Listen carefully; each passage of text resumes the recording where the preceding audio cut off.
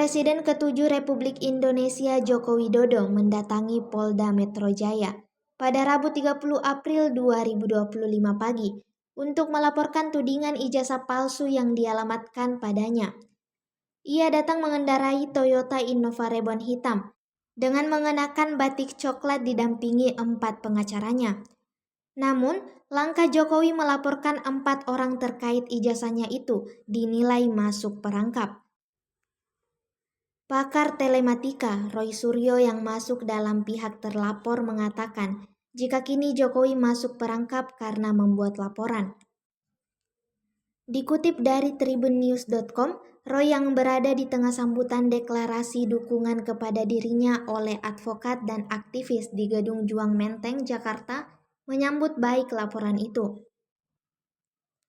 Ia menjelaskan maksud dari ucapannya, bahwa Jokowi mau tidak mau harus menunjukkan ijazahnya kepada penyidik untuk membuktikan apakah palsu ataupun asli.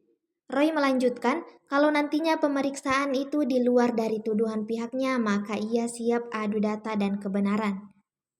Roy Suryo pun meyakini apa yang dilakukannya bersama sejumlah aktivisi untuk membongkar ijazah palsu Jokowi akan terus dilakukan.